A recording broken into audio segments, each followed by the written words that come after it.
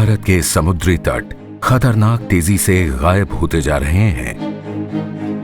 वे घर जो कभी ज्वार भाटे से सुरक्षित दूरी पर बने थे, अब समुद्र की लपेट में आने लगे हैं। इस विनाशकारी घिसाव का कारण कुदरत नहीं, बल्कि समुद्री तटों से हमारी लापरवाह छेड़खानी है।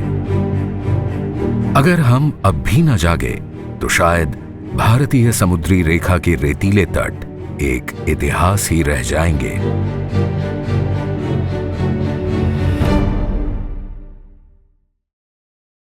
पुदुचेरी, पहले पौंडीचेरी के नाम से प्रसिद्ध, दक्षिण भारत के पूर्वी तट पर बसा एक खूबसूरत शहर। यहां के बाशिंदे और सैलानी समुद्र की ताजी हवा में टहलना बहुत पसंद करते हैं। पर कई लोग शायद ये नहीं जानते कि पुदुचेरी का तट पहले बहुत विशाल और खूबसूरत था, किनारे से सटी इस भद्दी दीवार सा नहीं। तो फिर हुआ क्या? समुद्री तट गायब क्यों हो गया? इन सवालों के जवाब के लिए पहले हमें यह समझना होगा कि कुदरत कैसे इन तटों को बनाती और सहेजती है। बहुत कम लोग जानते हैं कि भारतीय जजीरे के समुद्री तट उस रेत से बनते हैं जो नदियों में बहकर आती है और तटों पर फैल जाती है। भारतीय समुद्री तटों पर हर साल कोई 1 अरब टन रेत समुद्र में गिरती है। दिलचस्प बात यह है कि तट की रेत एक जगह टिकी नहीं रहती।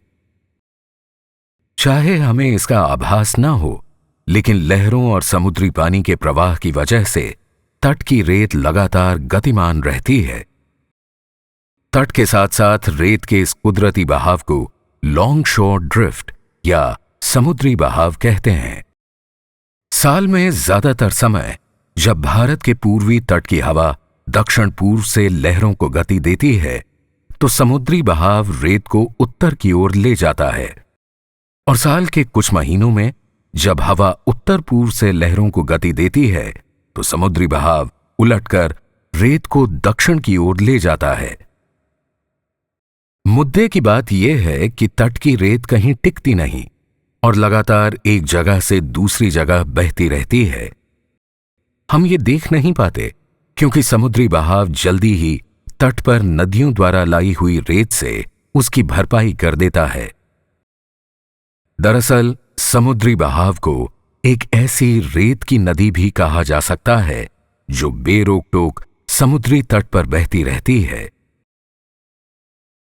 पुदुचेरी के समुद्री तट तब गायब होने शुरू हुए जब रेत के इस कुदरती बहाव में एक रुकावट आई। 1986 में शहर के दक्षिण में एक बंदरगाह के निर्माण से। जैसा कि कृत्रिम बंदरगाहों में होता है, नावों की सुरक्षा और उन्हें तेज लहरों से बचाने के लिए बांध बनाया गया। समस्या ये हुई कि मुख्य बांध जो समुद्र के अंदर तक जाता था, वो समुद्री बहाव के रास्ते में आ गया। इससे रेत दक्षिणी भाग में इकट्ठा होने लगी, एक चौड़ा सा तट बनाती हुई। और तब इस रुकावट की वजह से बंदरगाह के उत्तरी भाग में रेत आनी बंद हो गई। वहां जो रेत थी उसे समुद्री बहाव अपने साथ बहा ले जाता और भरपाई के लिए कोई नई रेत होती ही नहीं थी।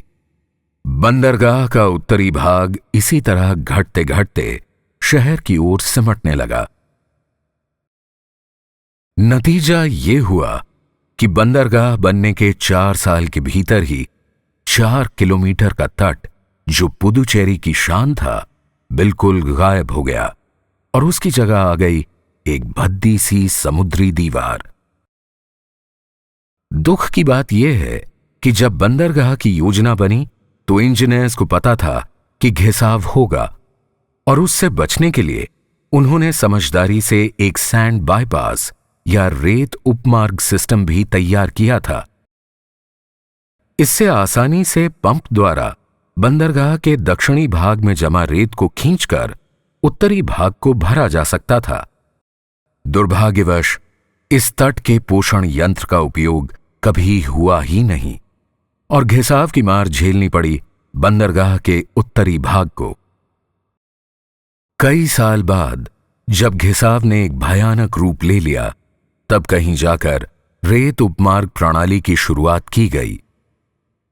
बंदरगाह के दक्षिणी भाग से पंप द्वारा उत्तरी भाग में रेत वितरण इतना सफल रहा कि तट का उत्तरी भाग फिर पुराने रूप में लौट आया।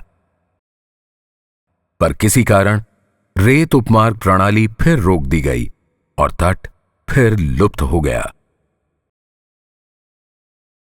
1986 में पुदुचेरी बंदरगाह के निर्माण के बाद से 10 किलोमीटर का एक बहुत ही खूबसूरत तट अब पूरी तरह से लुप्त हो चुका है और उत्तर पुदुचेरी का 30 किलोमीटर का समुद्री किनारा घिसाव से बुरी तरह प्रभावित हो गया है।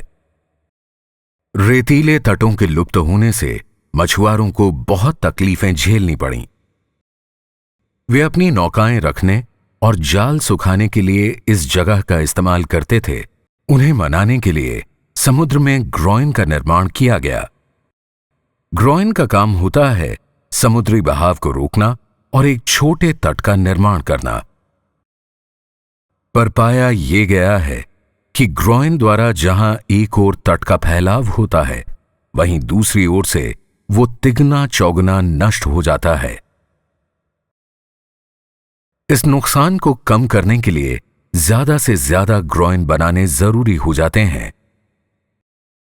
एक तरफ समुद्री तट की कुरूपता है, दूसरी तरफ समुद्री दीवारों के लिए जो अनगिनत पत्थर चाहिए, उनके लिए पहाड़ों को लगातार काटा और नष्ट किया जा रहा है।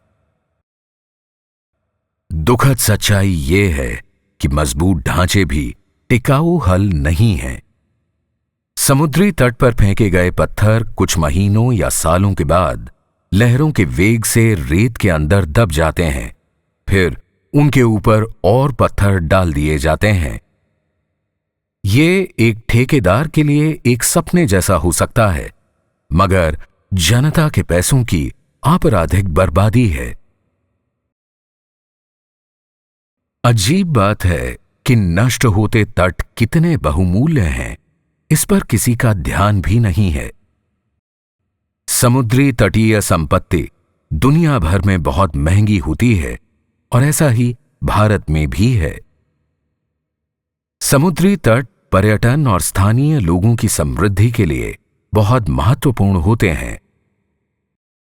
तट के नष्ट होते हर किलोमीटर के साथ भारत खो रहा है अनमोल भू संपत्ति और समुद्र तटीय पर्यटन से आने वाली संभावित आमदनी।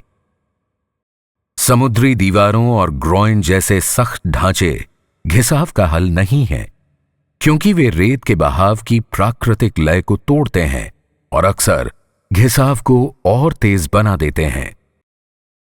वे समस्या सुलझाते नहीं, बल्कि घिसाव को समुद्र के अगले तट पर सरका देते हैं। एक बार सख्त ढांचे बनने शुरू हो गए तो फिर ये हमेशा बनाने ही पड़ेंगे, क्योंकि पत्थर रेत में दबते जाते हैं और ऐसा लंबे समय तक नहीं चल सकता। बजाय इसके कि पहले घिसाव हो और फिर हम उसे रोकने के लिए ग्रोइन और समुद्री दीवारें खड़ी करें, हमें समुद्र के तटवर्ती विकास की योजना बड़ी सावधानी से बनानी होगी। बंदरगाह और पावर प्लांट जैसी तटवर्ती परियोजनाएं घिसाव का स्पष्ट कारण है, इसलिए हमें इनकी संख्या की कड़ी सीमा तय करनी होगी। जो भी हो, भयानक सच ये है कि भारतीय समुद्री तटों पर कोई 300 से अधिक बंदरगाहों की योजना बनाई जा रही है। अगर ये बन गए तो पूरी समुद्री तट रेखा के हर 20 किलोमीटर पर एक बंदरगाह होगा। इनमें से कई गैर जरूरी तो हैं ही, साथ ही ये अभूतपूर्व पैमाने पर घिसाव पैदा करेंगे। अनुभव बताता है कि जब घिसाव एक जगह बढ़ने लगता है तो वो वहीं सीमित नहीं रहता।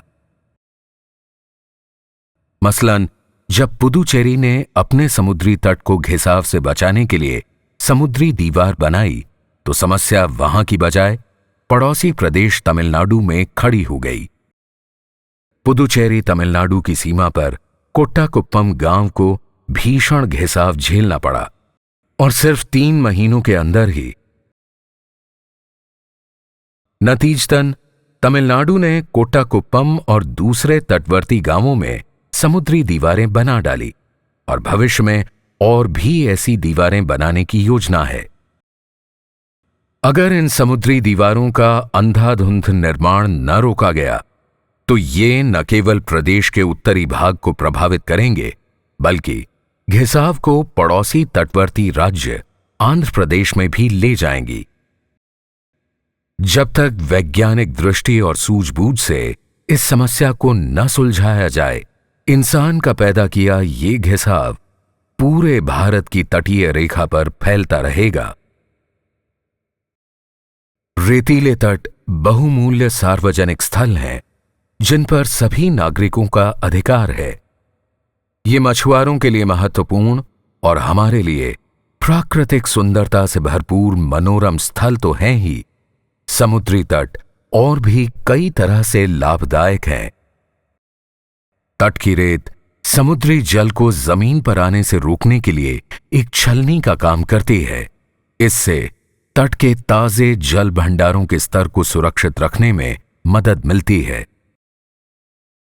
समुद्री तट साइक्लोन और सुनामी जैसे समुद्री प्रकोपों से हमारी रक्षा करते हैं। ये सुदूर देशों से आए प्रवासी पक्षियों को विश्राम स्थल देते हैं और लुप्त होते समुद्री कछुओं को अंडे देने के लिए जगह भी। अगर इनसे छेड़छाड़ न हो तो समुद्र और रेत एक सक्रिय संतुलन बनाए रखते हैं। आज हमने रेत के प्राकृतिक बहाव में दखल देकर इस संतुलन को अस्त व्यस्त कर दिया है। बजाय इसके कि हम घिसाव के लिए समुद्र को दोष दें, हमें अपने किए की जिम्मेदारी लेनी होगी। भारतीय तटरेखा पर घिसाव को कैंसर की तरह बढ़ने से रोकने का एक ही तरीका है, इसे होने ही न देना। बहुत जरूरी है कि हम बंदरगाहों और तटीय निर्माण की संख्या को सीमित रखें, क्योंकि ये मानव रचित घिसाव का मूल कारण है। जहां बंदरगाह या ऐसा कोई निर्माण बेहद जरूरी हो, वहां घिसाव को कम करने के लिए सैंड बाईपास सिस्टम अनिवार्य होना चाहिए। अगर पुदुचेरी ने अपनी रेत उपमार्ग प्रणाली और तट पोषण प्रणाली को जारी रखा होता तो आज इसका रेतीला समुद्री तट आकर्षक बना रहता। बहुत जरूरी है कि हम अपनी पिछली गलतियों से सबक लें, अगर नहीं तो भारत के बाकी खूबसूरत समुद्री तट भी नष्ट होते जाएंगे और उनकी जगह ले लेगा खुरदुरे पत्थरों का मलबा। आज पुदुचेरी के बच्चों को अगर समुद्री तट का लुत्फ लेना हो तो उन्हें दूसरे प्रदेशों में जाना पड़ता है। शुक्र है कि कुछ लुप्त हो चुके तटों को वापस लाने की कोशिश की जा रही है, पर भारत के उन समुद्री तटों का क्या होगा जो घिसाव की चपेट में आ चुके हैं या जिन पर इस अनावश्यक मानव रचित घिसाव का खतरा मंडराने लगा है।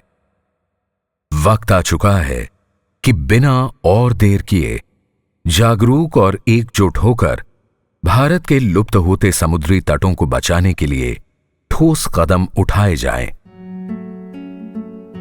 आंकड़े बताते हैं कि भारत की 40% तटीय रेखा पहले ही घिसाव के दायरे में आ चुकी है। इसे रोकने का सिर्फ एक ही तरीका है, तटीय रेखा की रेत की स्वतंत्र गतिधारा में कोई रुकावट न आने पाए। ये सिर्फ समझदारी से बनाई गई तटवर्ती विकास नीतियों और कार्यप्रणाली द्वारा ही संभव होगा।